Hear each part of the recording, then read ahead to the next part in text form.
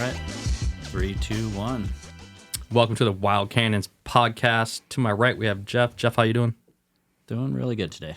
Doing really good. What'd you do today? Today I went to Mount Spokane. And what'd you do at Mount Spokane?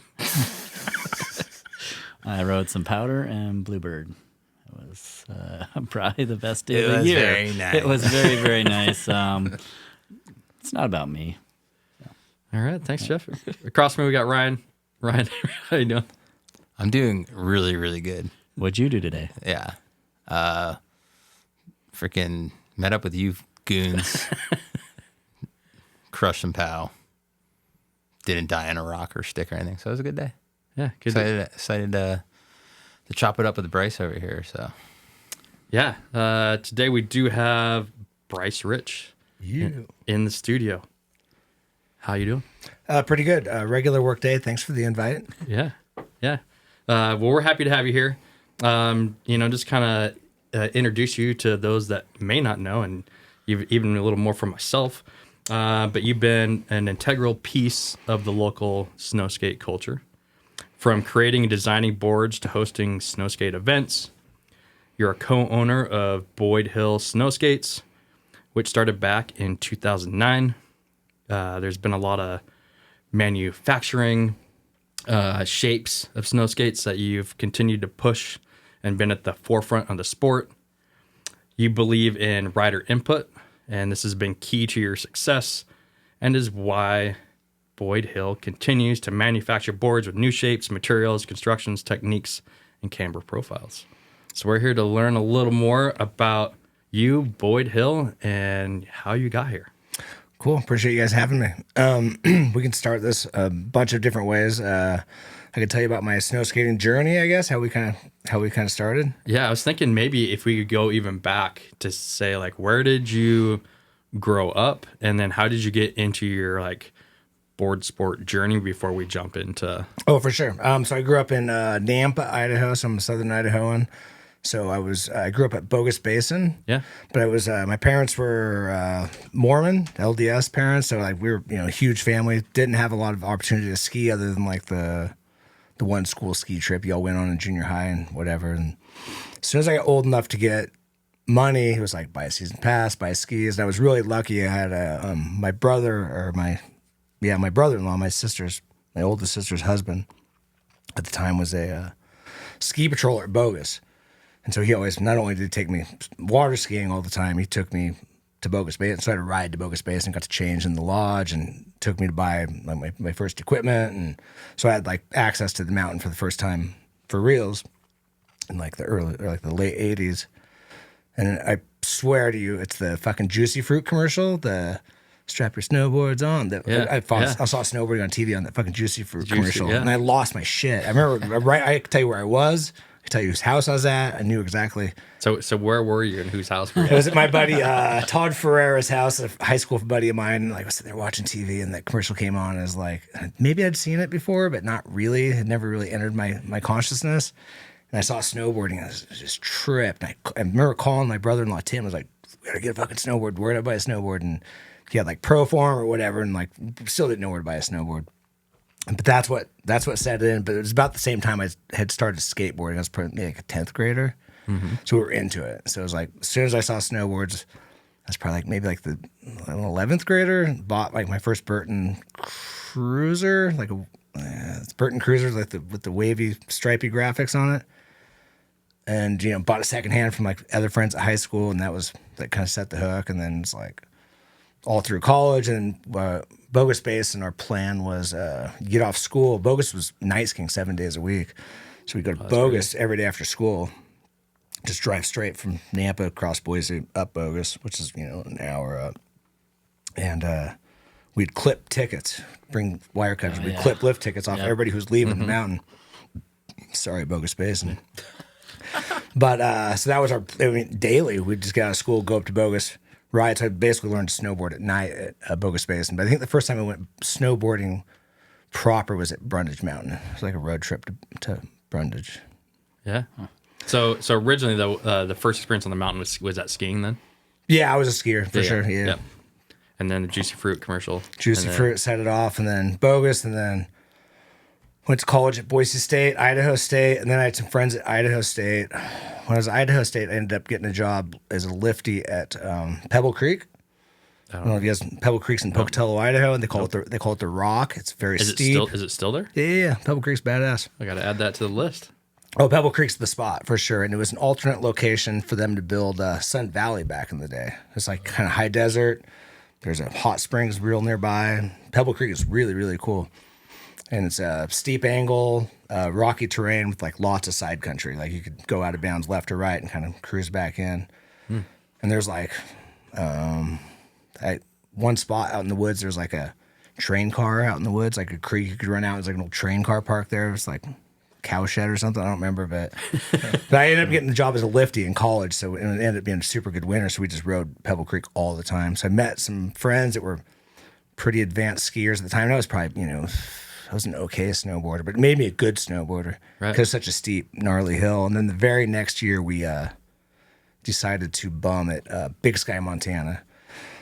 So out of college, I bummed at Big Sky. I was freshly 21 years old, call it like the 94 or something like that. So I bummed at Big Sky, Montana in 94 and got a job as a night janitor and just became a ski bum at that time. And then Was it a night janitor job like up at the resort? I was at the actual Big Sky Resort. Yeah, like the main hotel, the Huntley Lodge, the original hotel. And then did they have like the communal housing area? Yeah, that they had that place I live is called the Mountain Lodge, and they call it the Moho. They call it something silly now. It's called the I think it's the Molo or the Moho. They call it something stupid now, but it was called the Mountain Lodge. But the exact same fucking housing is still there. I just drove by it like last week.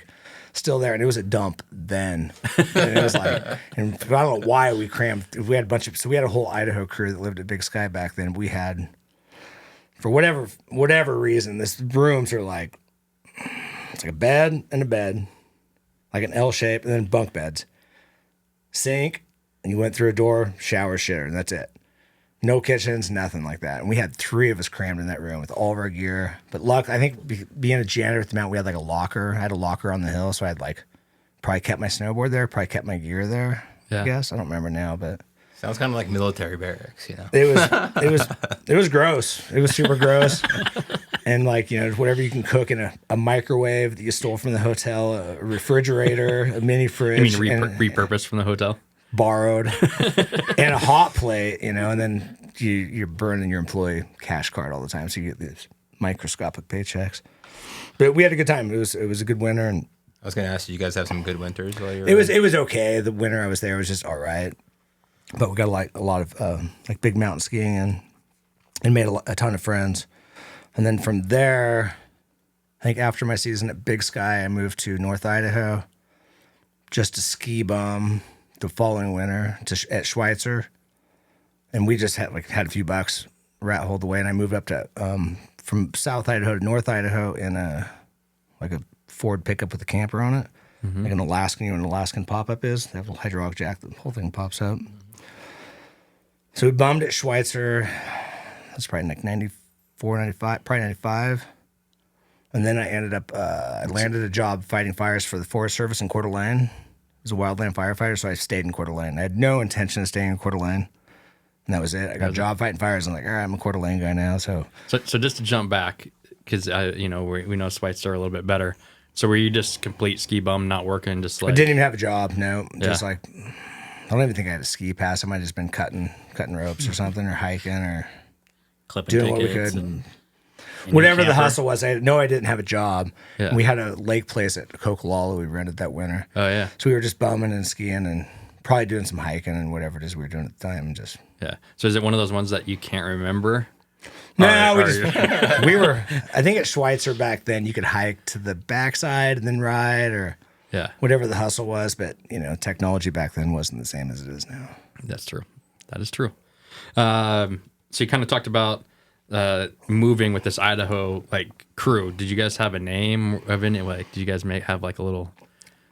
Not really. We were just kind of the Idaho boys and at Big Sky. Then when I moved north, I only brought one friend with me, and then just kind of made friends. Just became a local basically. And then the very next year, I think I started at Silver Mountain, and then one of my coworkers fighting fires was he ran Lulu's had the original ski contract for the rentals at Silver.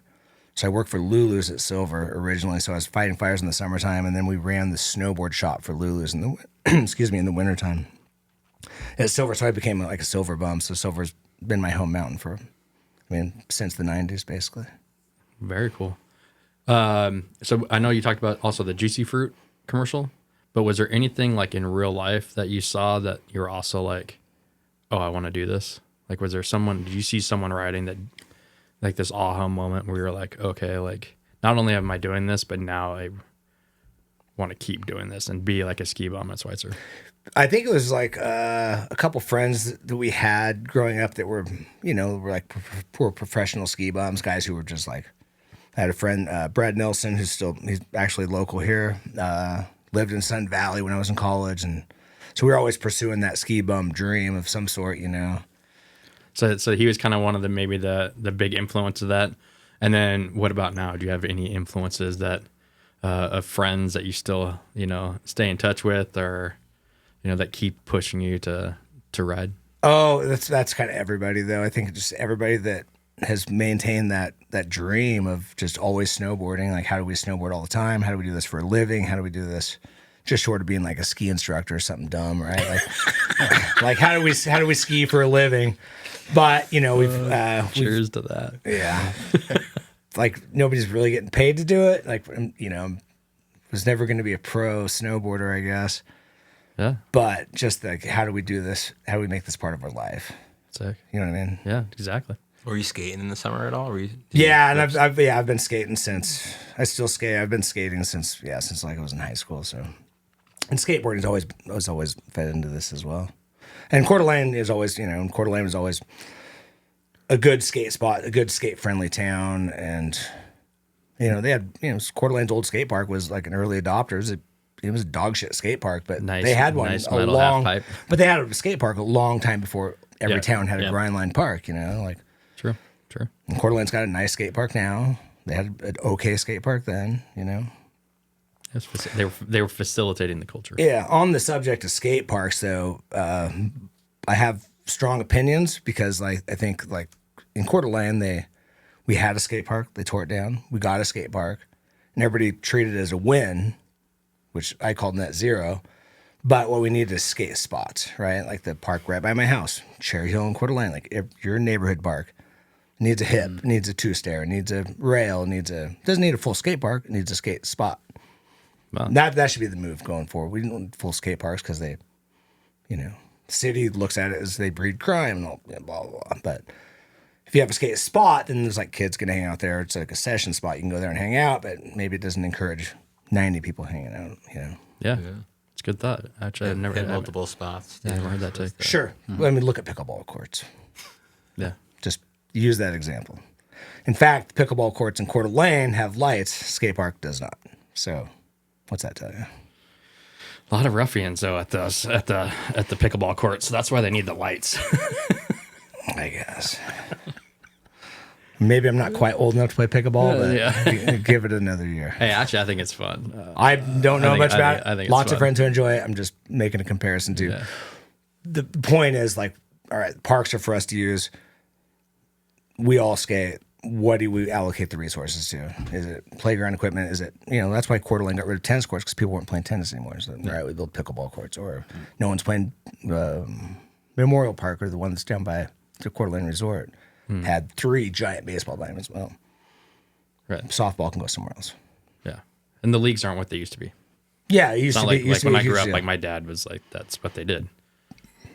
Drank a lot Sure, of so beer the and park should be like, Play softball. without building a full skate park, you can have a skate spot. skate spot. Yeah, no, I think it's a great take. Great idea. I like it. I have some questions since you started Boyd Hill in 2009. Tell us the history of that and how it became, and with your partner, Todd. So it's probably within a couple years of that. It's probably closer to like 2007. You guys remember L77 out in the valley here? Yeah. Yep. All right, so Jason, Yep. Yeah. still a homie. They were a Lib Tech dealership. And we were friends with those guys through and through. And they, they had, I don't think they really carried any snow skates, but LibTech, you guys know the history of snow skating at all? No, actually, I haven't. So it was super brief. It was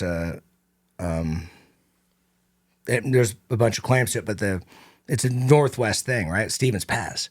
So this guy, Steve Frank, and if I screw this up, Steve, I'm sorry.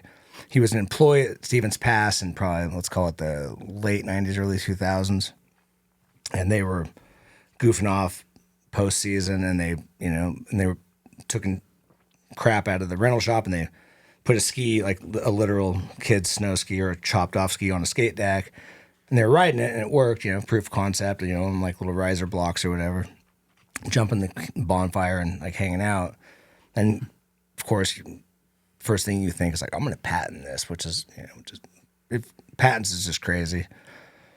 But they made a snow skate, they made a functional prototype, and whether they shopped it around, I don't know the full story. But then Burton started making snow skates. And back in my early days at Schweitzer, you ever seen those little Burton junkyard snow skates? Burton made snow skates. It was like all Chinese made crap, and they were short. They were really, really small. They were like, maybe the length of a skateboard deck, basically. And it didn't work. But they pushed them to all these mountains. So all these mountains, including Schweitzer, had like little snow skate parks. They were just like side hill attractions. And they never really worked, these short skis, and they were dangerous, cool toys, but never really functioned. No leashes or anything, probably. Yeah, then whatever the mountain made you do. Right. It probably depended on the mountain. But they weren't big enough to ride full mountain with, or they just didn't function. They had that right down by the clock tower, basically. Yeah. And then Can I ask you a quick question? Go ahead. Because I was thinking like the style of snow skate that you have compared to like I had like a Premier one. Yeah. That wasn't like a 2-layered. Yeah, kind so of like, to make that distinction, Yeah, it's for lack of any really good terminology, they call it like bi-level snow skate, or like, I'm sure the Europeans have a different term for it. And then just single deck is what we call the flat ones. There you go. Which is great for like neighborhood stuff and like, Yeah. and there's guys who absolutely rip on flat level snow skates and do cool things, but you can't ride it on the mountains, right? You're not. Exactly. Yeah. But what lets a snow skate work, like a regular big mountain snow skate, is you have that leverage edge to edge, and you've got a bigger ski, and so anyway, the way I understand it is the first snow skate I ever rode that was I jumped on a Burton junkyard or whatever, and it was fucking felt like you're standing on ice. It doesn't work. And then my buddy Todd, who's my partner with Boyd Hill, he showed up. So Todd is a firefighting friend of mine who ended up on the same neighborhood as me in Coeur d'Alene. So I bought my house probably like 2000 in Coeur d'Alene on Boyd Avenue. If this all makes sense to you guys. So Boyd Avenue in Coeur d'Alene, they block off for a sledding hill in the wintertime. And Todd had inherited his grandpa's house, or he bought his grandpa's house when his grandpa passed, on the same street as me. So we were friends from back in the day, and we're skateboard collectors and whatever. And then he showed up at my house one day, and he's got this slightly bigger LibTech snow skate, like just big enough. And I took it down the hill, like flat snow with a couple inches of powder on top, and the fucking thing carved. So now I'm standing on a snow skate that actually carved down the hill at my house, and it'll just carry it back up, jump on, make another run without unstrapping. I was like, oh, this is fucking badass, but you couldn't buy anything. Mm-hmm. Nothing really existed other than what LibTech was currently making. So anyway, so L77 in the Valley, we had Jason and the boys, they were LibTech dealers, so we had them.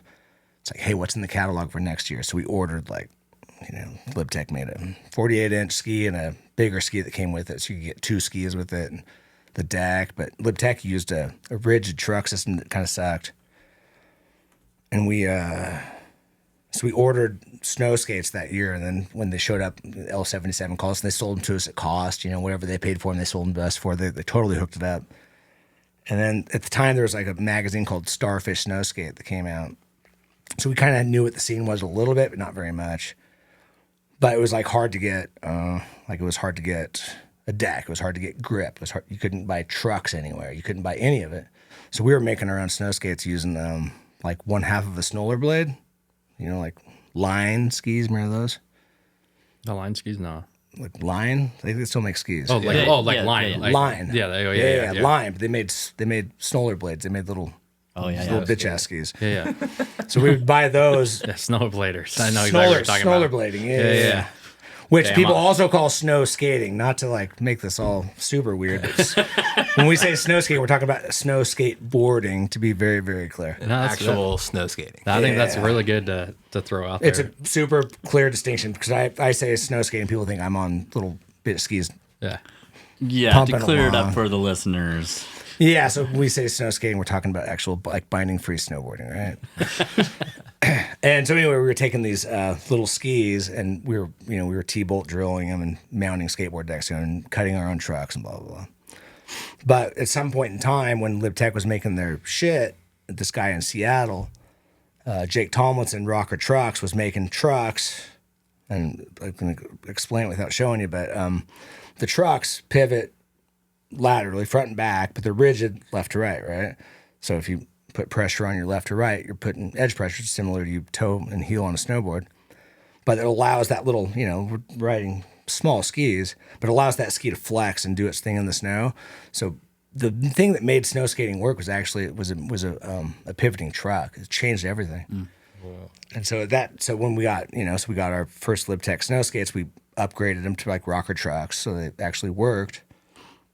And at that same time, TJ Sneva had moved back, as one of my best friends, had moved back from Indianapolis to Spokane, and he was part of an OEM. He'd gotten roped into this business as an OEM snowboard manufacturer, and you guys may or may not remember this. It's called Ascension. There was an OEM snowboard manufacturer in Spokane.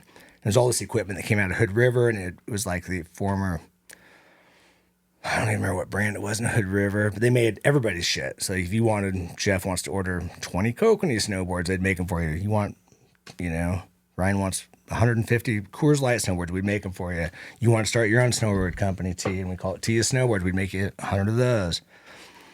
But it was like kind of a bad time business. They just never really made anything. So I was friends with those guys, so I always stopped by the factory and checked it out. And I was like, hey, we should make snow skates. Hey, we should make snow skates. Hey, we should make snow skates. And they never paid attention to me. And then TJ Sneva got involved, and we became friends. We started skiing together, or riding together. And they were broke one time. They were out of money. And they hit me up and they said, hey, Bryce, if you order us a bucket of resin, they were out of fiberglass resin. Order us a bucket of resin, we'll build you 4 snow skates. All right. So I, dropped a credit card, paid $200 for a bucket of resin, and they made us 4 skates. They made us 4 snow skates. And so I helped come up with the shape, and like they pressed, and I got one sitting here.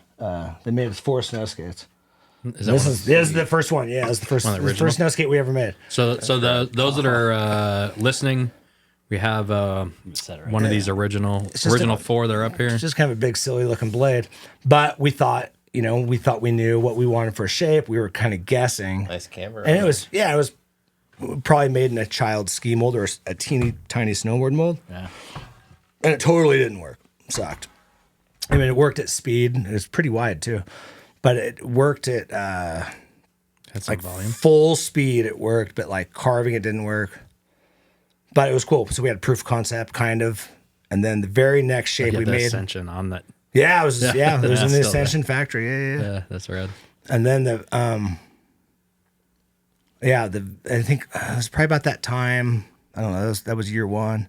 And then TJ had started his own shop. Sneva had started his own shop in Spokane, and him and I had remained friends. So we were riding together and hanging out. So when he started his shop in Spokane, he was on the north side of Spokane, just like in a rental house with a big garage. And he took all of his manufacturing equipment over there. So I kind of stuck with TJ.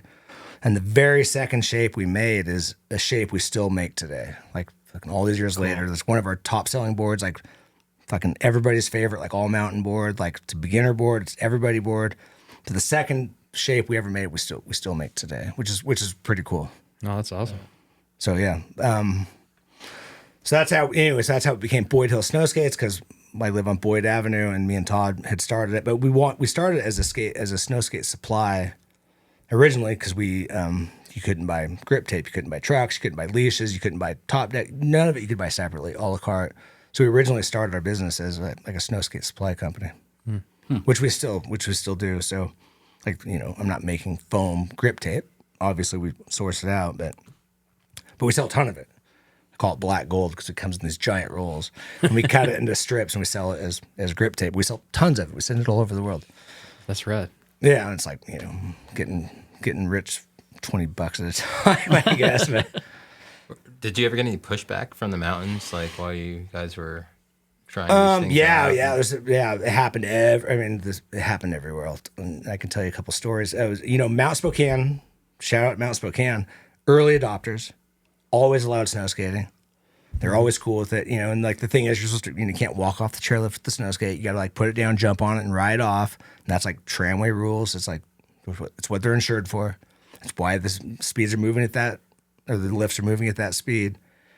Didn't even think about that, honestly. Yeah. So you can't just walk off. It's real easy to, but you know, you're fucking up the ramp, and you look like a douche doing it.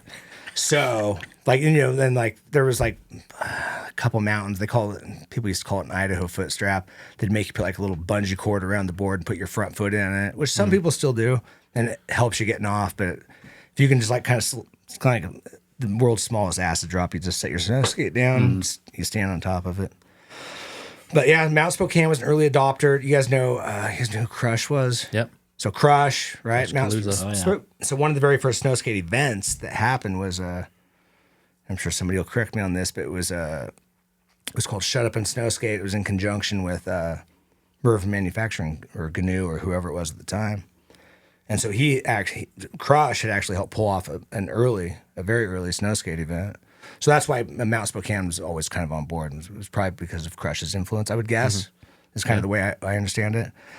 And then Silver Mountain was always my home mountain, so we started riding at Silver, and no problems. And then like one day we're getting off the chairlift, and fucking ski patrol's just waiting for us at the top of chair two.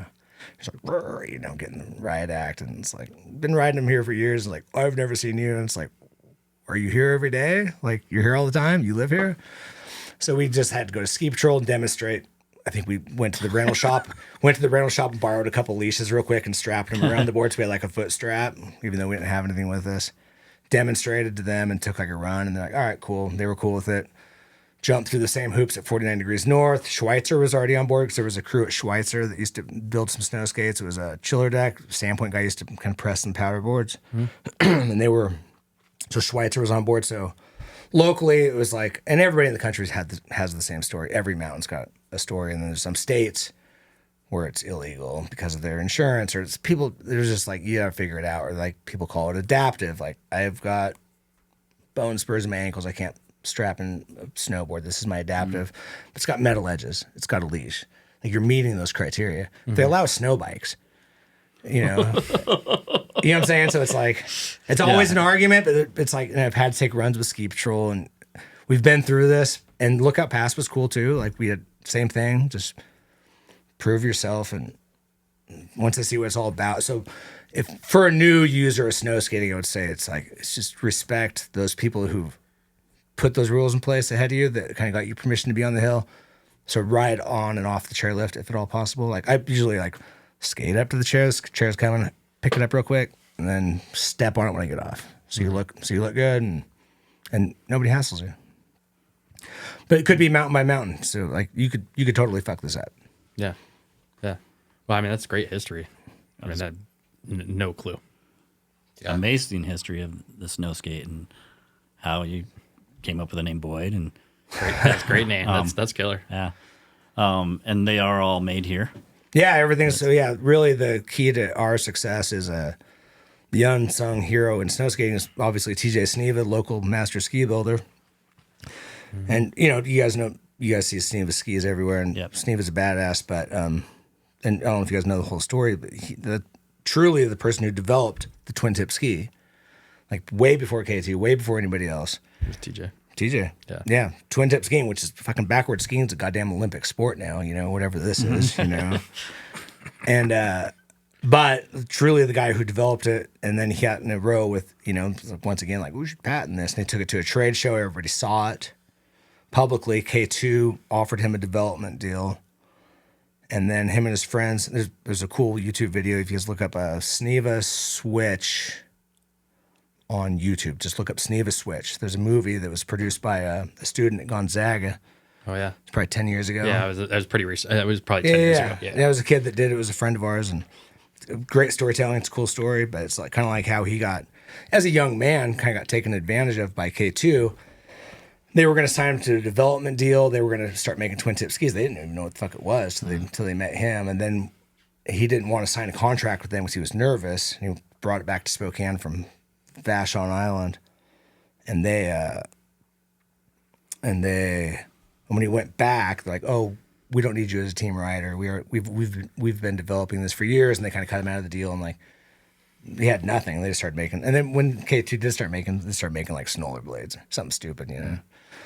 So he just carried on with his life, and and continued. But he makes a living building skis. It's it's what he does. And it's what he's always done, and it's just proof of his skills as a manufacturer. So what we've really working with TJ, and he's not a snow skater, so like we've had to figure out like what shapes work, right? So we've got a team rider. It's Brendan Crow, is a Port Angeles dude.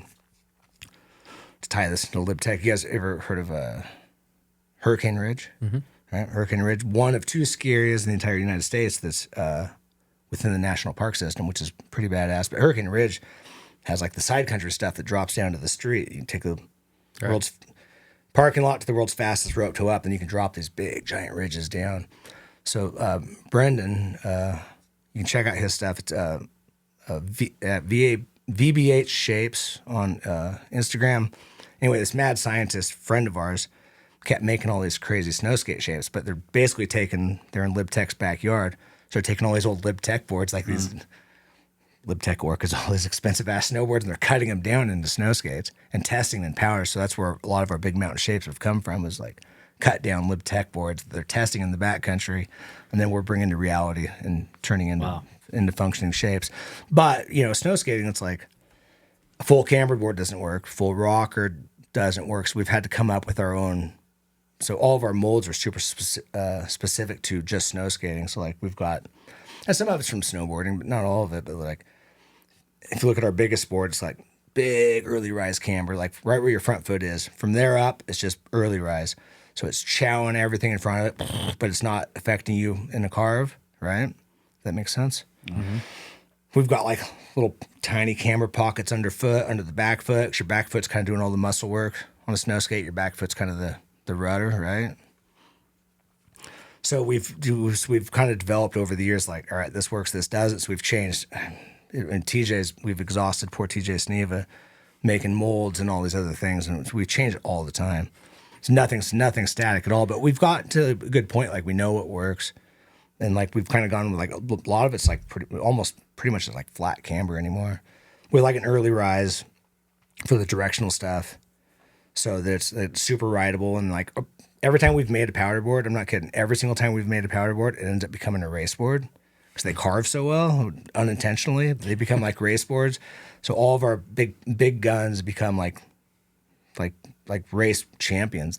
And even like one of our biggest customers now, we send shit to the Ice Coast, like New York, all of the time. Like you wouldn't think any of these boards would work in like upstate New York, but they fucking carve. These are boards built for Ice Pacific Coast. That's where Ryan's from. But all these boards are designed for Pacific Northwest powder, and they fucking end up just like they're stiff enough, and they have a good enough side cut, and they're built well enough. But they fucking shred. They do what they're supposed to do. But I never expected that to be the thing. I always considered a lot of these to be Idaho, Washington boards. Something I was wondering, you have the carving ones, but do you still have any twin tip? We've got some stuff that's like, So like pretty a close to twin. Yeah, we do some with the smaller stuff. Even all of our smaller stuff is still fairly directional. Yeah. It's got twin tips, but they're still directional because it makes it so much easier to ride. Where that back end's not washing around like. Yeah. Because you just don't have the power to keep that back foot in place as a snowboard. So Cool. I was just looking at this. Like this was the original shape, and that's a perfect twin. it's too, 100% right? twin. Yeah, that's what made it really hard to ride. It was wide. Has a lot of camber in there too. So Yeah, like I said, it was probably a kid's snowboard mold we used at the time. it's cool to see. That's pretty rad. So let's get into the SortaNatural event. maybe like if you can begin with the inception of that. And Yeah. So obviously the name's like a play on Travis Rice, like SortaNatural or whatever. Super. Well, SortaNatural. the first one though was What was it? Supernatural. Yeah, I think so. I don't know. It's sponsored by Red Bull, I think. I don't I've think I've originally heard it of was because like Not the first one was in originally. Jackson. Oh, yeah. It was a Jackson Hole thing. Yeah, Yeah. it was in Jackson. So we've got a anyway at Lookout Pass. There's a backcountry spot. Everybody probably knows this is like the training grounds, whatever they call it. It's like right across the road from Lookout Pass. So we spent a lot of time snowmobiling up there and like skating, like pow skating down. So anyway, the SortaNatural, we wanted to host our own event. There was, our Pacific Northwest events and whatever's happening in the world. But we wanted to start hosting our own event. So this is our 12th year at Lookout Pass. And you guys know the run and shout out to Lookout Pass. They've been good partners of ours. They've been cool with us from the beginning, kind of let us do our thing. Do you guys know the run? You say the run name, I'm not gonna know. Rolling Thunder. All right. Is that the one that's straight off the back? Yeah, straight off the back. So you get off the chairlift. Should you go off chair one and then you go straight? You go straight. Okay, then I do know that one. But what it is, it looks like an 80s attempt at a half pipe. It's kind of like a snake run. Yeah. But what it really is, it was a hydraulic mining, come to find out. Oh, those are sweet hips. Yeah, so it's a bunch of small hips in there, but it makes a really good, for snowboarding, it wouldn't be a good bank slalom course, but for snow skating, it's a perfect bank slalom course without doing any digging at all. Like we shape it a little bit, we put gates in and change it up every year depending on the snowpack. Cool. Yeah. That's why we call it SortaNatural, because it's a sort of natural terrain feature, right? Oh, that's rad. Yeah, it's I not. thought, I mean, I guess maybe it's the play off of Travis Rice's what he had going on, but hearing that story. Layers to Oh, now you're layering. layers. So anyway, that's why it's SortaNatural, because it's not a 100% natural terrain feature, but it's sort of. So it's been our bank slalom run, and then for the this is our 12th year coming up, February 28th, March 1st, and people come from all over the country, all over the world. And we've, there was like some Europeans that had like world finals or something a couple of years ago. So now it's like the SortaNatural World Global Nationals. We always call it the fucking World Cup or the final. There's no lead up to it or anything, but Yeah. but we've always tried to make it, it's first and foremost, it's a snow skate only event, and sometimes it falls on Dougie Fresh weekend, and love the Dougie Fresh boys, and we've participated. I've raced Dougie Fresh with Jeff. I've raced on snow skates. There's the one year, didn't Dougie Fresh have a snow skate like category? Yeah. So when we were opposite weekends, we weren't the same weekend, and then they adopt. We were always the first weekend of March, and they started adopting the first weekend of March. But it makes it fun because we're all kind of in town at the same time as the Dougie Fresh guys, so we see like the same characters and the same people. And Yeah. I don't know if you guys know this, but I'm a former Dougie Fresh Masters Division champion. Ooh, there we go. And it was like my claim to fame is that when I got on the podium that year, I think I was racing with Jeff that year. I got on the podium. And, What? I got on the podium. Anyway, I won that year, but they brought me up on the podium saying this guy doesn't even fucking snowboard anymore. I was having a heavy snow skate year, but it was like that made me 100 snow skate makes you a better snowboarder without a doubt. If you can snowboard, you can snow skate. If you can skateboard, you can probably figure out a snow skate. But snowboard knowledge is what you really want, like skiing knowledge, edge to edge. Yeah. Right. Yeah, I just love that edge. What would you say like the ideal like terrain or conditions would be for snow skating? I'm of the opinion, and you might speak to Ice Coast, but soft snow. It's like soft snow is what we want. Soft groomers, kind of. Soft, mushy. Few inches of fresh on groom is fucking heaven, because you can carve without fear, without using your eyes. But we're trying to build stuff that like our bigger stuff is made to chop through the crud and do the thing. So it's like it's always going to be variable conditions. So it makes it trickier for sure. But snow skating's it's easy, but it's not easy. Mm-hmm. So for the SortaNatural event, is it just like a time race, kind of like bank slalom style? Yep, 100%.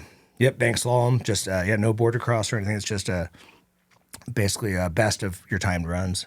And I think we usually do like best of two, maybe a practice run, something like that. What about the park jam then? Park jam is we do it on the front side and kind of the smaller terrain park at Silver Mountain. Terry and his park crew kind of like build. They usually help us build like ride-on features. You know, no big gaps or anything. So you can kind of ride on to most of the rails. So we just do a jam format there. By the time Sunday comes around, it's SortaNatural weekend. It's been a long weekend, so we kind of do a kind of a peer-reviewed park jam, film, hangout session, move around the hill. Rider voted. I'm having flashbacks to like 2 or 3 years ago at Silver. Like, you guys were throwing down, or somebody was throwing down. Somebody like, was, yeah. I can't remember exactly who. I feel bad even bringing it up. Oh, there's probably a lot of people throwing down. Like I said, people come from all over the place. A ton of Washingtonians come over. You know, we get Colorado, Utah traveling in. We get a bunch of Canadians come in.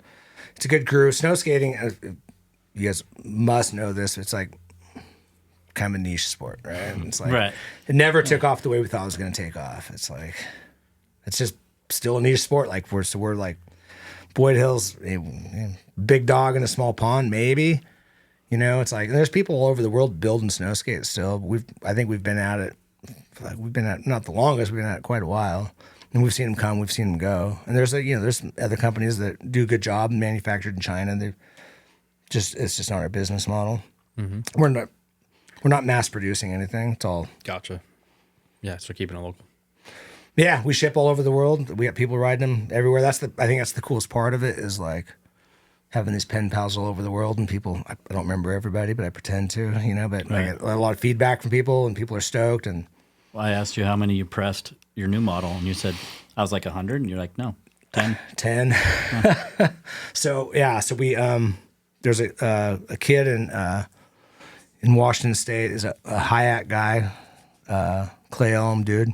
His name's Ryan Walbadig, and he was a Hovland, was another snow skate company. He was a team rider for them, kind of a larger manufacturer. Where are they out of? Do you know? Is it still mostly the north? They were Minnesota dudes, and they have a few people that are part of their company, maybe in Colorado. They're owned by a few different people, but they're still manufacturing, they're still doing good. He was a team rider for them, but he was part of our family here in the Northwest. But he's like one of the fucking best rippers around. Like he's a good big mountain guy. He's a good park guy. He wins the fucking bank slalom most of the times. He wins races. He's a really good rider. So him and I got into talks this year, and we had this. He wanted a big mountain board, is what he wanted for his model. And so we had this one in the chamber we had like a prototype planned. It was called the Florida Man. It was called the Florida Man. That was our friend in Port Angeles, the VB8 Shapes guy. He had prototyped this board, and we'd just been waiting a few years to make it. And Ryan wanted something almost the same. I was like, we'll just make one board. And like, this is the board we're going to make. So we made this fucking, looks like a snowboard. For you listening, it's 138 centimeters, but it's way wider than a lot of snow skates. It's big. Big old nose. It has a pretty sick graphic. It has the summit. Yes, the Hayek Summit Olympia can on it, and that's the water tank. That's it's hard to see anymore, but and then the trail that's on there represents the Serpentine Massacre, which is a kind of a border cross style bank slalom that's been going on for a long time at Hayek, and it's like a Forest Service road that winds down the hill, but they race snow skates on it. So like 5 deep on on a road that's a windy ass road that winds down the hill. So you're all racing at the same time. They break you up into like 5s or 6s, maybe 8s. Okay. Yeah, so it's like kind of last man standing, which is really like fun. Grass, right? Count me in. And it's like throw some fists. As long as you don't hit a ski patroller or a kid, you're good. So it's like full contact. So it's pretty loose. It's pretty loose. There was a run. It was like a few years back. There's a run. I didn't win it, but I won my first heat. And there's 2 kids ahead of me. I was catching them on the flats, and I grabbed the first guy, went up behind him. I grabbed him by the shoulders, held on to him for a second, and just fucking chucked him behind me. like pushed for speed, and I beat him and his friend across the finish line. But I literally grabbed him by the shoulders. I gave him a full second, and was like, whoop.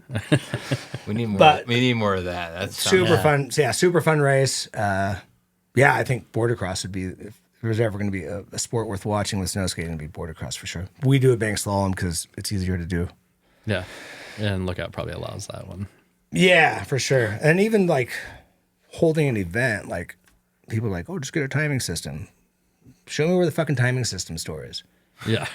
Show me where to buy a timing system that's not Tag Heuer fucking $40,000 timing system. Right. You know what I mean? Like you can rent it, you can pay. There's people in the Northwest that do like whoever times Dougie Fresh. It's fucking expensive. Yeah. Oh yeah.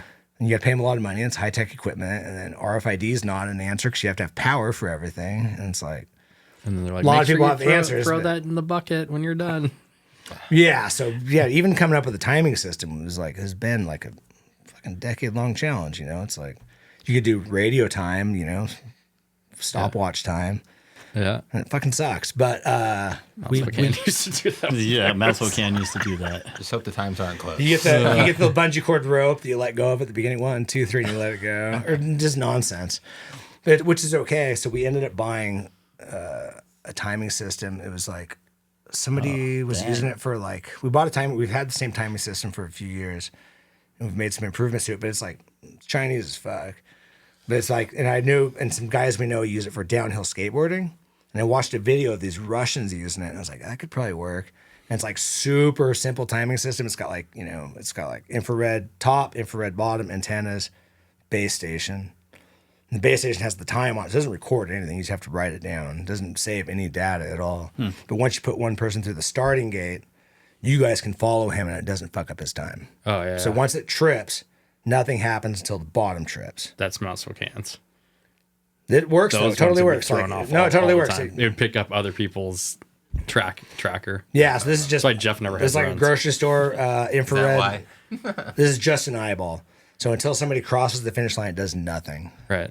So unless the signal gets interrupted, which happens, 1 in 80 times. Yeah. Rare. But so we'll run a stopwatch with it just in case time drops and we have a decent idea. You know, so it's like radio communication, but yeah, holding an event, like you can't just rent a timing system. It doesn't exist. So to all the listeners out there, if somebody has a really old timing system That works. I don't know, I'll make it work. Like, All right, just that'll make it give me an work. old piece of shit. Like looking for something, but it's all it's all specialized equipment. It's all cool, but like I've searched the world and not found anything used for sale.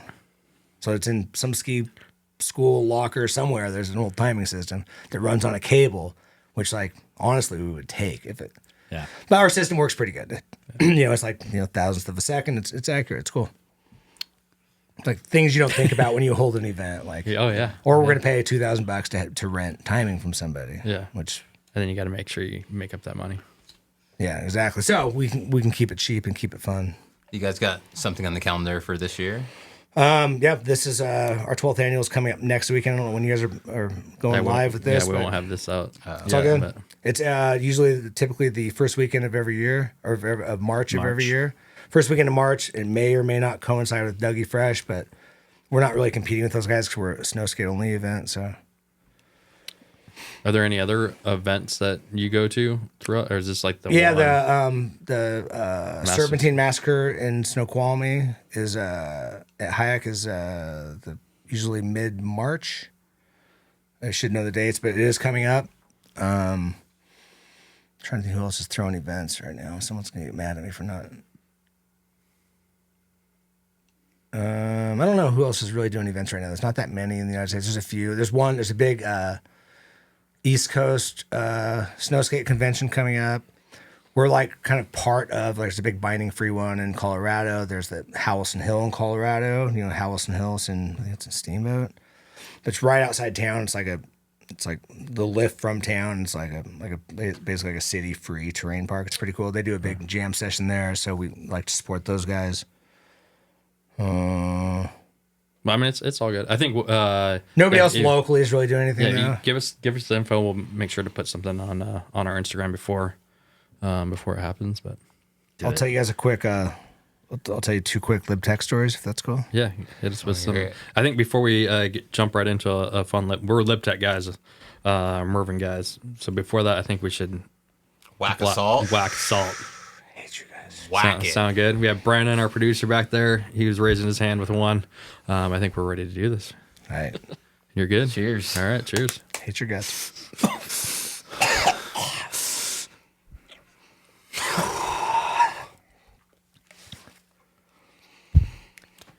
Burns good. That was a good burn.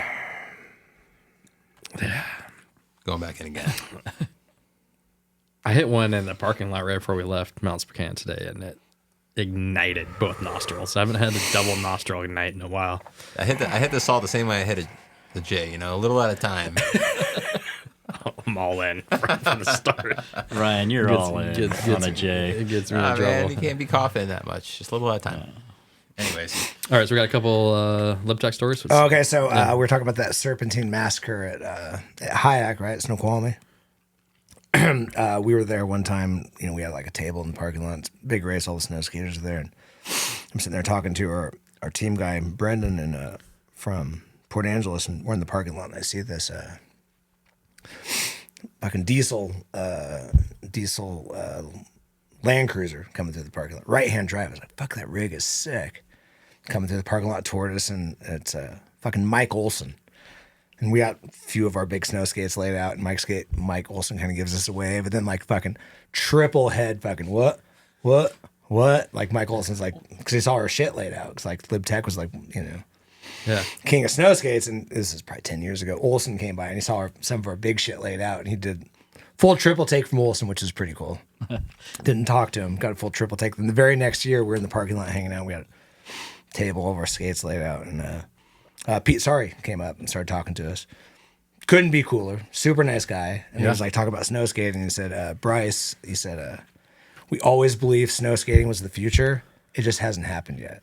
That's exactly what he said to me. He's like, we always thought it was the future. It just still hasn't happened. Like they believed in it. Like they 100% believed it. They thought it was the shit. And like that's why they still make them. Like they truly believe in snow skating, which I thought that was pretty cool. It's like good affirmation from. And Pete Sorry couldn't have been a cooler guy. And checking out our shapes and shit. Yeah. Two innovators. I mean, you think of some of the taglines that they have, of like built near Canada. And what's the ski thing? Talking about like NAS or whatever they call their camber. skis. Yeah, that's what. Yeah, what Narrow ass snowboards. Narrow ass snowboards. Yeah. That's you have to buy two. You got to buy two. Yeah, so they always they've held on. In fact, that same race, that Serpentine Massacre, there's a couple guys there one year that had some prototypes from Lib Tech. Like because they wanted to win that race, I think. Oh, wow. So they had sent some like big mountain boards up and we've had our boards win that race a bunch of times, but they made some boards special for that. Lib Tech made boards special for a couple guys to win Serpentine Massacre. So it was, it was a prestigious win. But that was cool, those guys. And like I said, those guys have always believed. And there's a good friend of ours that built it was a powder surfer builder. There's an Olympic Peninsula guy. He was his name's Sky Steps. He was one of the original like 10 Lib Tech employees back in the day. So he's got all these wild ass Lib Tech stories of like how they did this or what, when this board came out. So he worked at the factory back in the day. Oh, that's like right. Early employees. So it's always fun to hear those stories and like huge respect for Lib Tech. And you guys know what Lib stands for? Yeah, Liberace. Got it. I think it'd be fun though to also start jumping around of like, for me, of someone that's like, I don't see myself doing it for a few reasons, I guess, and because I've had multiple knee surgeries. So when I think of like wrecking on one of those things or having to run off one, it's like one reason why I don't skate anymore. So I'm hoping you can give me like a 2-minute elevator speech to sell me on one of these. Easy. I think snow skating is. I've always kind of thought it was going to be like a dad sport, like something a dad could do with their kids because it's boring to ski with your kids. So you can be on a skate ripping, makes that small mountain big again. Oh, that's would be the push, I guess. Yeah. That's like 101. But really, the falls on a snow skate, just short of trying to run off, which I absolutely would not do because you're in a post hole and snap your tib fib. Yeah. That's what I'm seeing. Like, yeah, just tuck like, and roll, baby. But you guys, as skateboard, you know how to fall. Like tuck your hand, like snowboard, you know how to fall. You don't put your wrists out. You tuck in a little bit. You're gonna take it shoulder and back, and you just fall. Just be prepared to fall, but know how to fall. Like land on your meaty parts. Yeah.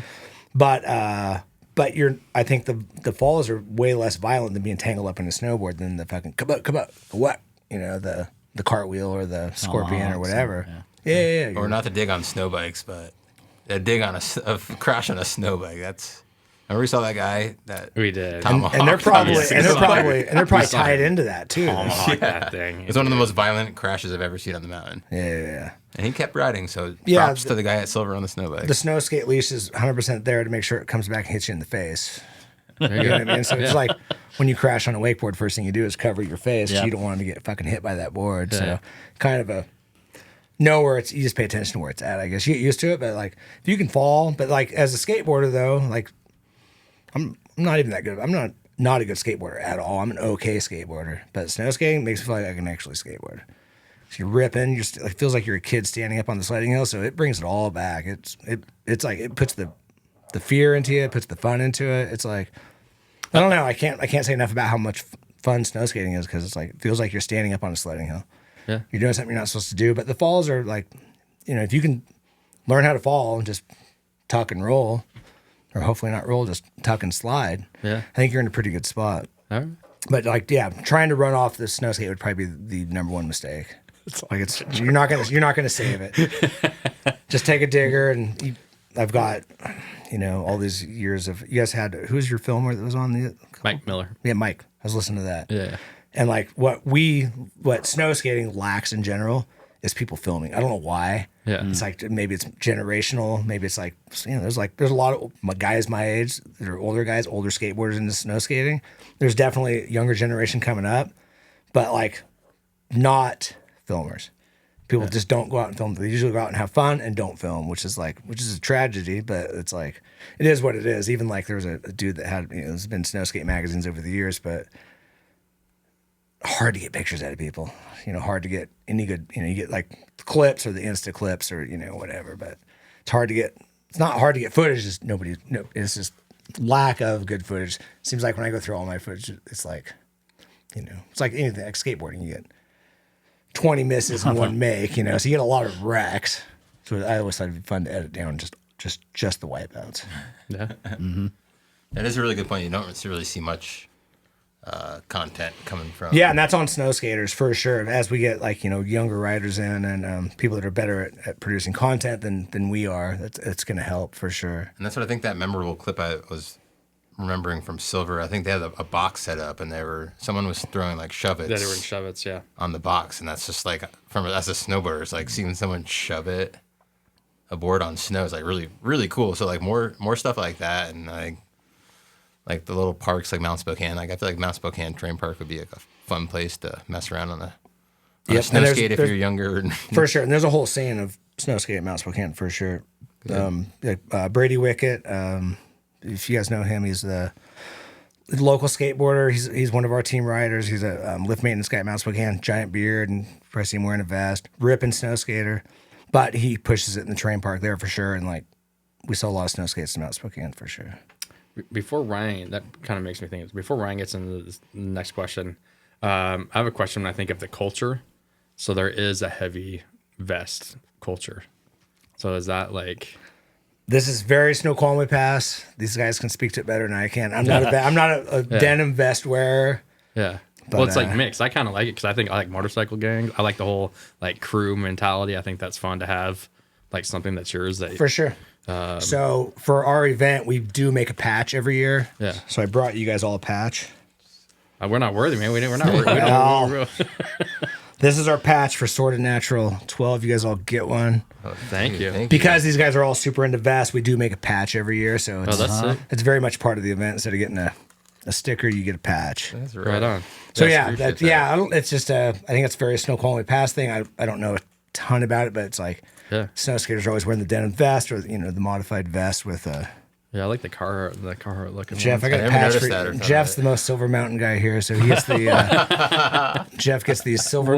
This is from probably the 90s. This is from my private You have collection. to sew that on your black jacket. I do. You have to do it. Dude, Jeff gets a sparkly silver. It'll Silver match Mountain the patch. sticker on your season pass.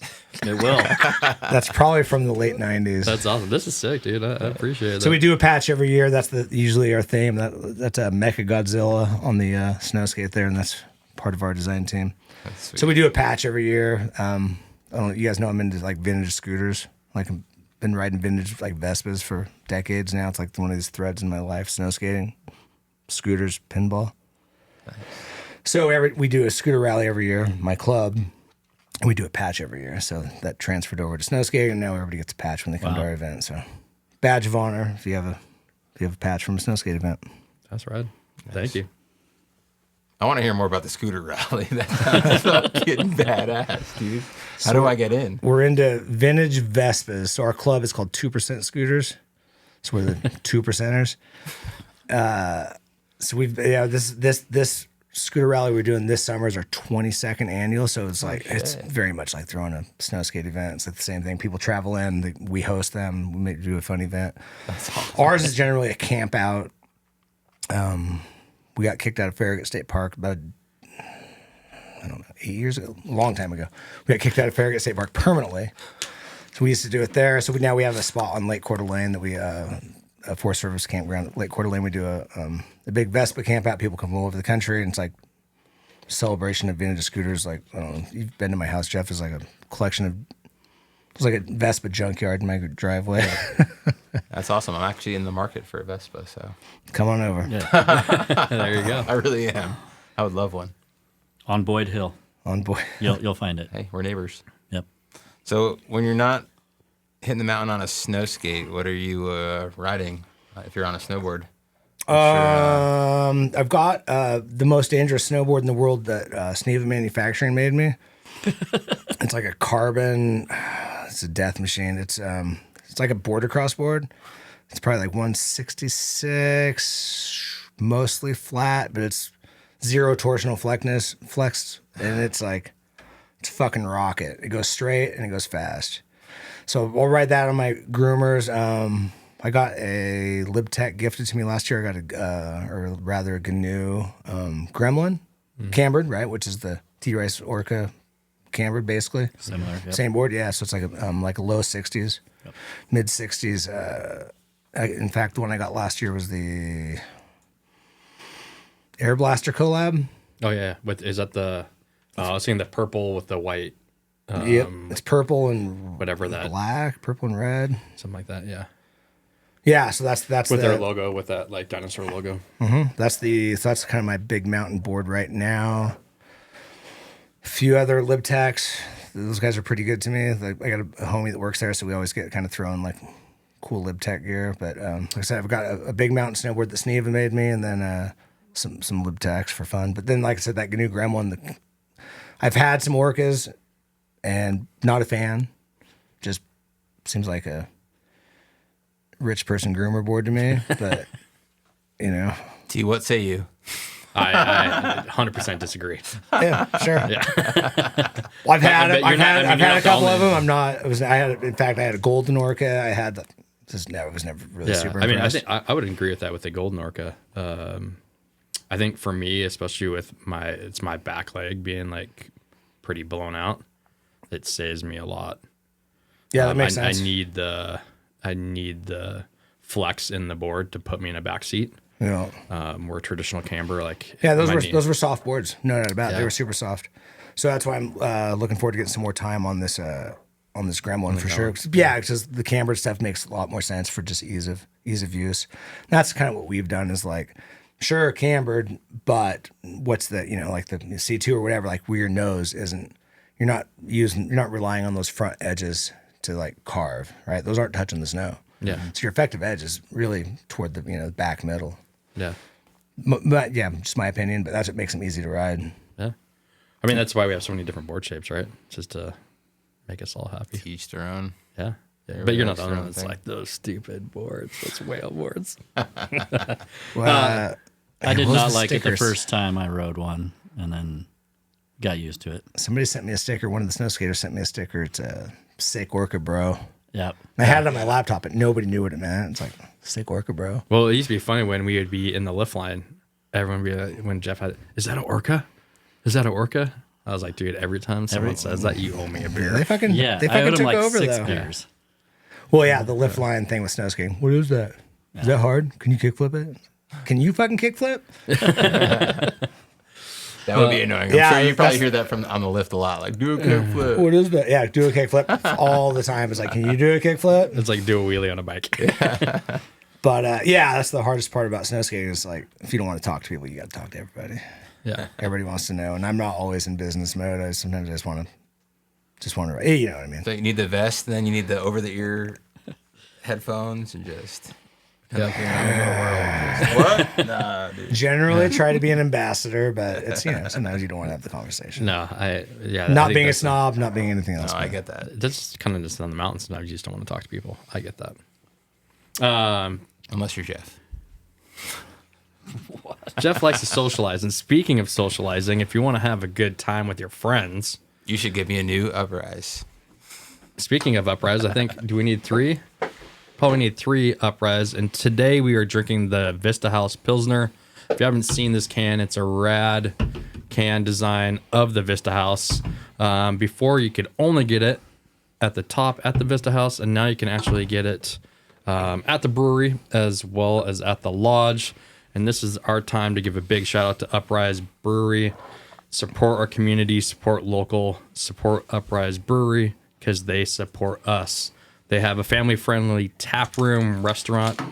They also have their run club on Monday nights that is still going and trivia on Tuesdays. So big shout out to them. And we'd like to give a shout out because they have Underberg. And for those of you that have not had one of these guys, you should definitely check one out. They're one of the few places in town that sell them.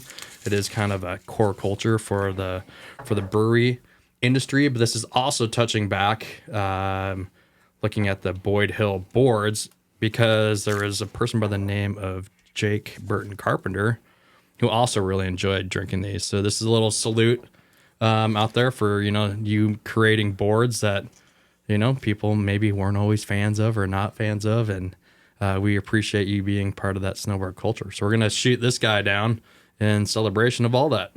Let's go, Jake.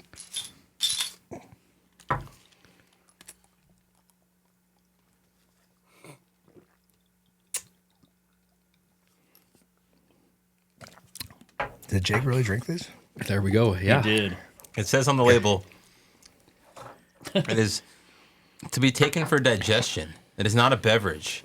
Not to be sipped, but taken all at once and quickly because of its aromatic, strong taste. What was the original Craig Kelly documentary called? Oh,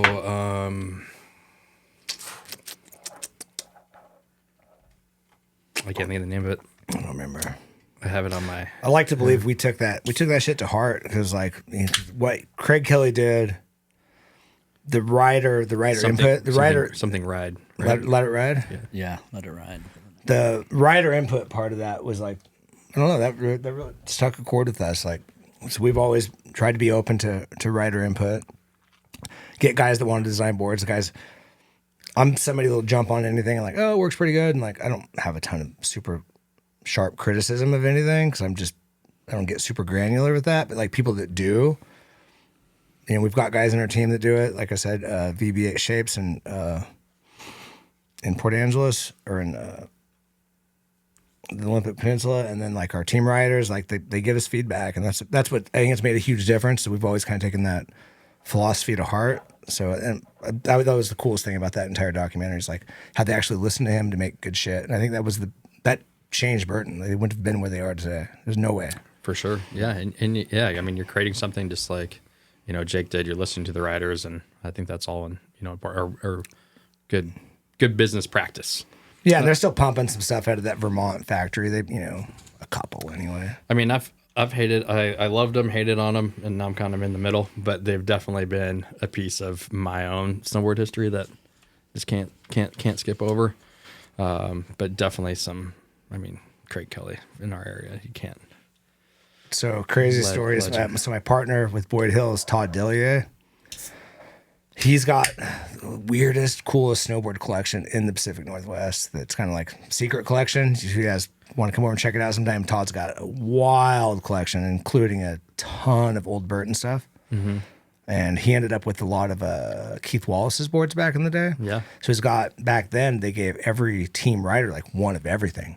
Yeah. Like they get from the, what's the zebra looking ones, the safaris, yeah, on down. They give them one of everything. Ketchup and mustard. Yeah. Yeah. All that shit. And he's got a couple Craig Kellys that were like factory only, like pro onlys, like, with like a different colorway in them. Like there's like 5 of these made. So he was kind of at the front of snowboard collecting. He got stuff early before, Dig My Quiver started and all this other shit, but. No, that's awesome. Keith would also be a phenomenal guest to try to get on here. Yeah, I'm sure he's available. Well. So a bunch of his, I know where a bunch of his boards are. Yeah, I'm always down to check out some boards talk. But now that we're kind of rolling into the quicker part of our, kind of interview process. So we have some quick hitters. These are just going to be 3 questions right off the top of your head that we'll ask. And the first one is top 3 snow skaters in the area. Oh man, in the area, let's go Sticky Wicket, Brady Wicket at Mount Spokane for sure. Fucking local ripper and for sure representing. In the area, we're such a small crew. It's hard to say. There's some kids up and coming. Like I said, Central Washington, we got Ryan Walbadig, who's like I'll put as like one of the best in the nation for sure. Like stoked to have him as a team rider, and he's gonna win some shit this year. And he travels. The good thing about him is he's well traveled, so he's gonna go to Europe and he's gonna fuck those guys up too. And just a ripping rider. We've got so many like just core riders like my buddy Tomoki Kunimitsu. He's a ski patroller at Silver Mountain. He rides Mount Spokane, and he's age appropriate, but just always representing on the mountain. I'm sure I'm forgetting somebody else who rips. My buddy Chef Joe, team riders. Joe Robertson, Coeur d'Alene is an amazing skater and just brings it to life on the snow skate for sure. Sick. All right. Top 3 snowboarders you looked up to as a kid. Well, we just talked about Craig Kelly, so let's drink to Craig Kelly real quick. Cheers to that. Cheers to that. Craig Kelly was the biggest deal. When we were super stoked when fucking Tarrier started fucking snow skating. Yeah. Yeah, it was a big deal for us, and like I got no relationship with the guy. I've got like a really nice I don't know where I got it. It was like an old Oakley Tarrier poster, a huge Oakley poster, and I sent it to Norway and I had it signed. All right. So it was like signed to Boyd Hill Snowskates from fucking Hawkinson. It was it's a cool thing. Yeah. I mean, he was ripping those like in videos. Yeah. Mm-hmm. So and he's like usually like no leash and doing cool stuff. But as a snowboard representation, that's cool.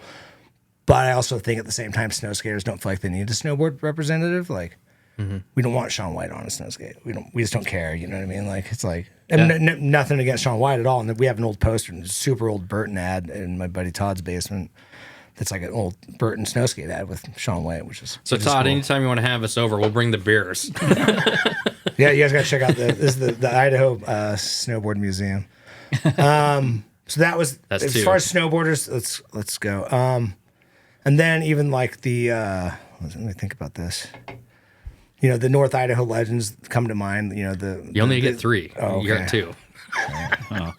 All right, so let's go Booger, North Idaho, which is Kevin, but he was one of the original snowboarders in North Idaho, one of the very the pioneer of snowboarding in North Idaho. He's known as, his name's Kevin Lambert, Lamphere. Sorry, Kevin. But Kevin's one of the original snowboarders in North Idaho. So like everybody that's an old school snowboarder in North Idaho should pay homage to this guy in a little certain way. But sick. All right, 3 solid answers, and then this last one. Top, because I hear you're traveling a lot too, so then this makes me even more interested. Top 3 gas station food buys. Oh, gas station food buys. It's got to be the jalapeno corn dogs every time. If the gas station has them, they got to be jalapeno though, 100%. Road trip snack is a combo, without a doubt. The pretzel combos. Okay, yeah, I'm not familiar. Combos look like Scooby snacks, little cheese filled little pretzel bites. You know what a combo is, T? Probably not. Just being honest. Going straight out for combos. And then he does. Not really a snack, but like a road trip Coca-Cola fucking slaps. For sure. That's like, I work for Red Bull, I drink Red Bull, but on a road trip, it's Coca-Cola. Yeah. Coca-Cola and a jalapeno corn dog. Oh, are you talking about like the ones that's like a plastic thing that you open up? Is that what you're talking about? Nope. Oh, I don't know what the combo is. Like the pizza combos, like pizza flavored. It's like a Scooby snack. Yeah. It's a little pretzel bite. Looks like a dog treat. You're buying me some next time. You've had a lot of combos. Well, they've got like 7 flavors. Yeah, they're fantastic. All right. You don't skate by in the U.S. without eating combos. A fun story I was hoping you could maybe elaborate on. It would be a story about your cat, Gary the cat. Gary, yeah. So And do you know Gary's. which one I'm talking Oh about? yeah. Okay. The There's, one. there's a lot of Gary stories actually. If anybody doesn't know, I'm a cat guy. Yes. But I've had cats over the years that I was like just mildly attached to. This guy, Gary, is my guy. He's Gary's 8 now, almost 9. He's a little on the chubby side. He's a fat cat. He's a black and white tuxedo cat. It was a few years ago. It was probably 3-4 years ago. Me and my girlfriend were going to Lookout Pass for the weekend. So we had the sled trailer hooked up, snowmobiles on the trailer, pickup, camper, all ready to go, right? And we leave Coeur d'Alene, pick up camper, snowmobiles, all geared up. We're going to go camp at Lookout Pass. We're going to ride Lookout Pass. We're going to backcountry snowboard, snowmobile, snowskate, whatever it is we're doing. We brought the sleds with us and on our way to Wallace, or on our way to Lookout Pass, and like on a Friday, like, let's stop in Wallace and get a cocktail. So it's like, it's snowing, it's shitty out, it's mess on the freeway, just slush, snow, rain, everything on the freeway. And we pull into Wallace to go get a cocktail in Wallace. And I'm like, I'm checking the load, checking the sleds or something like that. And my girlfriend walks behind the snowmobile trailer, starts screaming. I was like, what the fuck are you screaming at? She's like, it's Gary. And my fucking cat had gotten on the snowmobile trailer before we left my house and stayed on the snow. It was like an open air snowmobile trailer, 2 sleds on a flat trailer. Snow, sleet, slush, everything. Stayed on the snowmobile trailer from downtown Coeur d'Alene to fucking Wallace, Idaho, 70 miles an hour. And he was tucked into the tunnel of the snowmobile. He was hiding in the track of the sled. And he was scared shitless. He was wet and mad, and his claws are out. And now we're stuck camping with my cat for the weekend. But to put this in perspective, like, we pulled out of my driveway. It's like a left turn, like 1 mile an hour. An uncontrolled intersection right by my house. I almost stop at every single time. He could have jumped out. Could have jumped out. Bottom of my hill, Boyd Hill. Stop sign. Could have got out. Another stop sign could have got out. Another stop sign could have got out. Got on the freeway. The fucker made it all the way to Wallace on the snowmobile trailer. I don't know why he locked in. So we ended up camping with my cat for the weekend.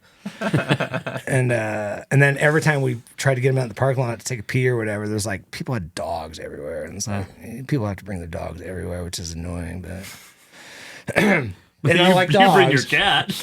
I brought my cat. So we had to like try to get him on a leash, try to get him to take a pee. And then it was like, so it was a whole nightmare we kept the cat with us the entire weekend. And then what I should have done is bought a litter box for him. But it was, yeah. So my cat made it to Wallace on the back of the snowmobile trailer. What a diehard. Yeah. Yeah. That's 70 miles. It's snowmobiling, basically. He's like, don't leave me at home. I want to go. But he still like hangs out on the snowmobile trailer. Like, he's still like open door. He climbs in the car. Like, he's, anyway. Down for some adventure. I dig it. Gary sounds like a homie. I like Gary. Yeah. So Gary, the not Dude, Gary snowboarding cat. Gary might be 13. He's I'll call it half life. He's almost 9, so yeah, he's half life. We'll see how he does. That's a great story. And then for the listeners, what is your job now at Red Bull? Oh, so I got I've been with the brand of Red Bull for like 20 years in some capacity. So I ran the brand for a distributor for a long time in Idaho and in Spokane, Washington. I ran Red Bull routes. I did all this. And then I'm like 4 years now. I started working. I got hired by Red Bull North America. I started working as a Red Bull. They call it a musketeer. It sounds made up to you guys, but it's an on-premise specialist. So I just did all things. I covered Idaho, Montana, Eastern Washington for Red Bull. But just specialized in like bars, restaurants, ski hills, golf courses, colleges, everything outside of Walmarts and gas stations. Musketeering. Yeah, it's very musketeer. The original on-premise employees for Red Bull in Austria, the first guys that did bar business, they called them the musketeers. There was like 3 dudes. That's pretty rad, though. Yeah, so it's a job that still exists, and there's a lot of people that do it, and it's like very demanding job. Is dealing with like, it's why you see like Red Bull coolers in bars, and like why you, but the people that buy Red Bull in an on-premise account like a restaurant or a bar are more likely to buy it later at a grocery store or gas station. So it's like our trial ground kind of in a way. So it's like it's a small part of our business globally, but it's very important marketing wise. So then my job, I'm about a year into my new job with Red Bull, and I'm an on-premise distribution manager. So I manage distribution for Red Bull for all of Idaho, all of Montana, and Eastern Washington. So like Spokane, Pullman.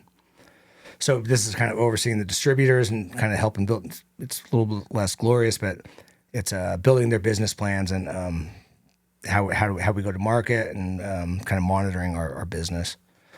But I'm very fortunate to have this job in Coeur d'Alene, Idaho, where I can manage the great state of Idaho and Montana. So I get a lot of time in Idaho and Montana and Washington and Spokane, which is fantastic. This is my home. Oh, that's awesome. Nice. I think that's a great question. It's important to point out, like, you have a full-time job. Oh, yeah. And so your passion is actually being put into, your Boyd Hill. For sure. Yeah. Yep. Side hustle for sure, but it's still fun to hold on to it. We've been at it for so long. It's like, it's just fun. It's fun to be a part of. It's fun to help change the landscape of snow skating. It's fun to, like I said, having those pen pals all over the world and trying to make a difference in snow skating and trying to make snow skating bigger than, as big as we always thought it was going to be. Yeah. And, it might be a footnote in a history book somewhere at some point in time, but Dude, and as long as you're having fun doing it, like, right? That's the best part about it. yeah. Like I said, it's also an opportunity for me to support, Sneva Manufacturing. TJ Sneva is one of my best friends, and I raced with him, and I'm on his race team in the summertime to help him race cars. And so just being able to support, really most importantly to me, is like kind of helping make his manufacturing business, a super viable option here in Spokane, which is cool. He gets to do it for a living, and he's super supportive of me, and he gives me the best deal possible on manufacturing equipment. We got one of the best ski builders in I think in the country, helping build what I truly believe to be like one of the best snow skates in the world. I toot my own horn a little bit, but like I truly believe we're building the best snow skates in the world. Like I'm biased a little bit, but I believe that to be a fact. Yeah. Let's give cheers to that. Cheers to to that. Whoa! Ryan's like in the party.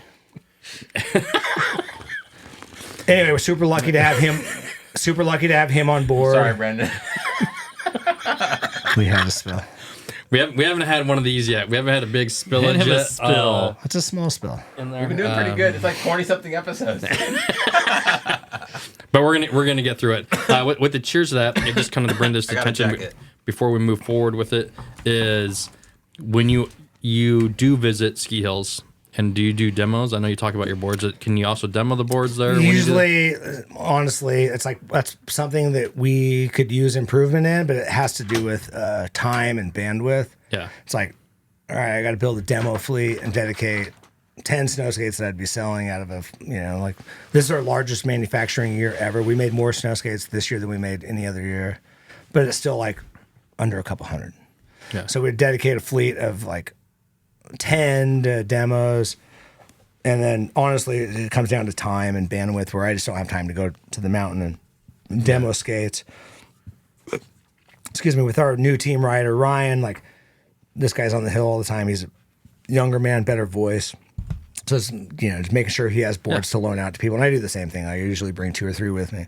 And if anybody wants to borrow anything, it's like pretty much open door policy. Like people just stop by my house, pick up a board, honest, like honor policy. They just drop it off when they're done. Sick. Well, that's good to know. I just know that like in the past, like at 49 or something, let's say, where I think this is maybe the last time that I saw you and TJ together. Yeah. And now it gives me understanding of like, I knew TJ before, didn't know you, didn't know there was a connection in that way. So it kind of ties it all together. So the listeners, if you are seeing these guys up there, be sure to say, hello to them if they're hanging out. Can you do a kick flip? So what I need to do is slide TJ a couple snow skates. But like snow skating and snowboard boots sucks. I'm here to tell you that. Like it doesn't work. Snowboard or ski boots just suck in general. Yeah. So what No, do you- even the what are you snowboard boot using? on a snow skate doesn't work at all. The cool thing is like Vans makes a ton of waterproof shoes. And Vans is more models than they've ever made. So like I don't even know what else I would use other than Vans. I had some we had some New Balance a couple years ago. They were pretty cool, but they only made them for like 1 year. Yeah. But Vans consistently makes like MTEs. They make Gore-Tex MTEs. They make BOA MTEs. They make all this shit. So there's a ton of options. The ones I'm using right now are BOA MTE, Van, Gore-Tex, and they're a couple $100, but like you buy them, wait till the end of the season. Like they keep making them, so they're always available. So there's deals to be had on snow skate shoes, but like don't try it in snowboard boots. Yeah. It just sucks. 'Cause you don't have the board feel. It doesn't work. Yeah. But like snow skate shoes, like MTEs, like you can go to Zoomies, you can go to the mall right now and buy MTEs. You can go on Vans.com and get a promo code and buy MTEs all day long. And they make so many pairs. There's a ton available. Nice. Good to know. Anybody local shops that you would know that? Oh, let's see. I guess maybe that would just be a question. If you're into this and you want to support the local guys, maybe this would be a great time of the season to meet with the local shop and be like, hey, I'm interested in buying some. Maybe you can get those ordered for me. So For sure, yeah. Anybody that sells Vans, I guess, would be my first point. I know DC made some stuff. Let me think. Yeah, it's really but there's any shop like the what's Josh's shop's name? Jesus Christ. Solnix, Pistol. Sorry, Pistol, which is not sadly in Coeur d'Alene anymore. But Josh at Pistol's always been a big supporter, and he's a huge Lib Tech guy. But they, there's different brands that make waterproof skate shoes now, just for off season. So just see what Josh has in stock at Pistolet, and then. But like I said, even just like your mall shop, hate to promote online shopping at all, but the Vans are widely available. In fact, that's what back in the day L77 hooked us up with, because they sold, for whatever reason, they sold Vans snow skate shoes. And the pair I have that I can't throw away that are just rotten to the ground are their Christian Hazoi, like the Rising Sun. Mm-hmm. Fucking snow skate shoes. And they had a neoprene gator in the top of them. They were high tops, the neoprene gator in the top. I don't think they've made a neoprene gator since then, but it was the coolest shoe. It was like that'd be a good shoe for you too. I'm being serious, so it would be. Yeah, the MTEs are great work shoes for anybody that deals with the slud. Those are the crowd. They're perfect shoes. There's a business opportunity for somebody that wants to Chinese make fucking snow skate shoes for sure. So I guess then, if anyone has questions, they can reach out to you. For sure. All right, perfect. That leads us into our hot takes. So, snowboarding or snow skating? Oh, snow skating, for sure. So if you had to give up one, you'd give up snowboarding? Oh, yeah. Okay. Without a doubt. Because you can get all the same fun on a snow skate. Cool. Parker powder. Oh, powder, 100%. Favorite person to ride with? That's a good question. If I'm going fast, it's with Sneva for sure, because we kind of charge all mountain. I like to ride fast. I like to point it and send it. So, and if chasing powder, Sneva's kind of my homeboy for riding with for sure. So I know he skis, but is he on a?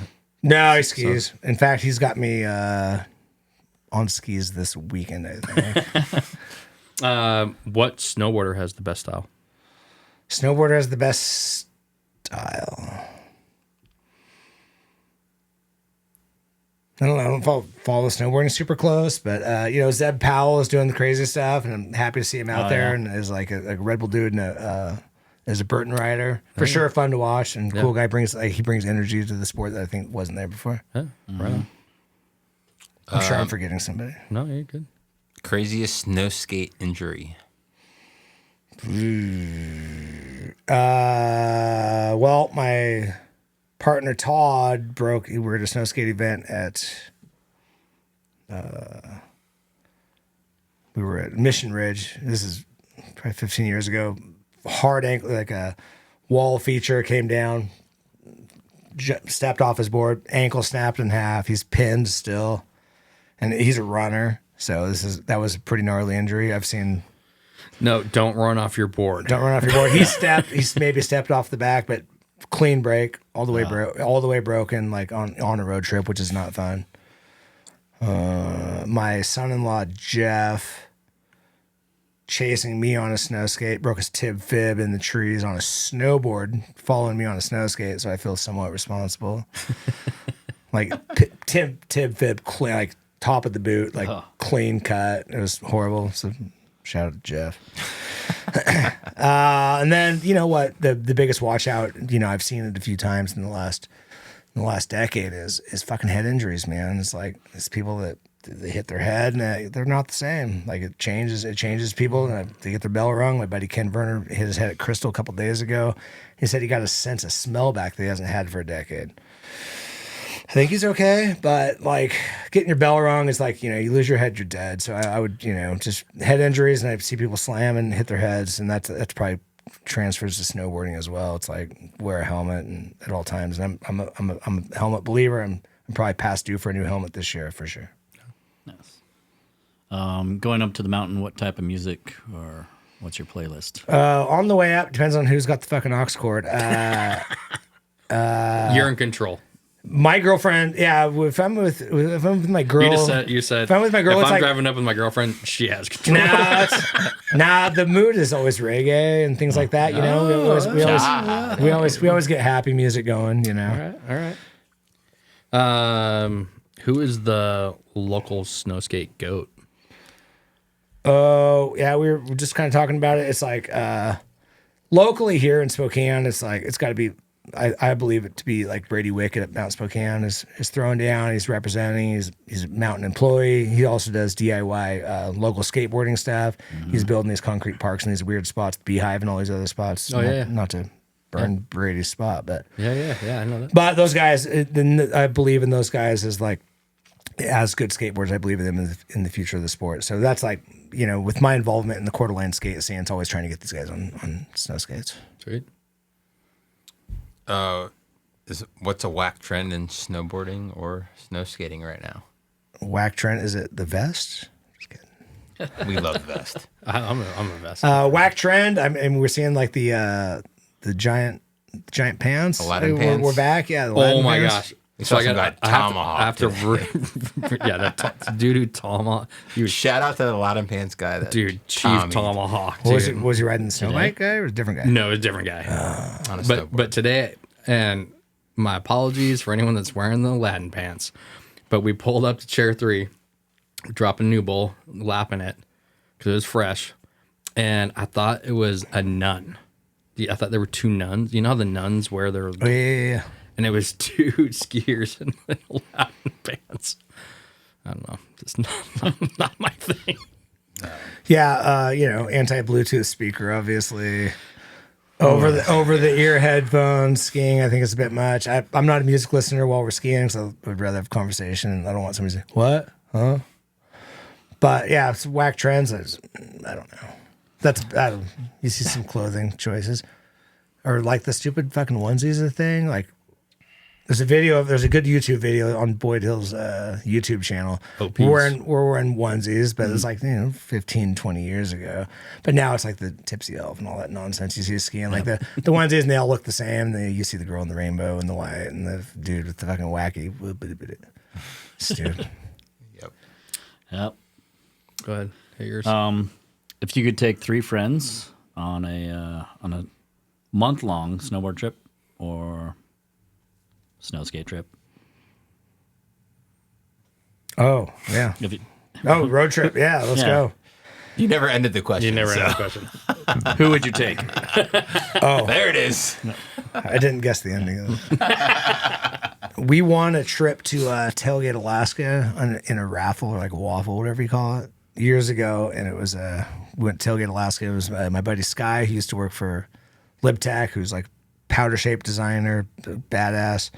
My homie Todd and just us 3 went to Alaska and did Tailgate Alaska and charged it on. We brought a couple snowboards with us. We did some Boyd Hill snowboards, but that was epic trip. So it's like those friends that I've ridden with my entire life. Like I said, Todd, and then my girls were ripping snowboards, so like hanging out with her, and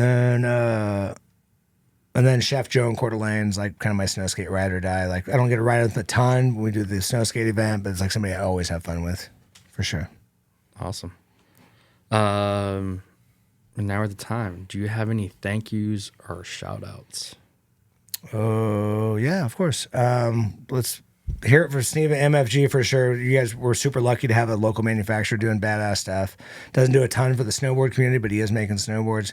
But we're in the presence of this, this amazing manufacturer that makes all of this possible for me. So, which transfers globally. So, always a shout out to Sneva Manufacturing.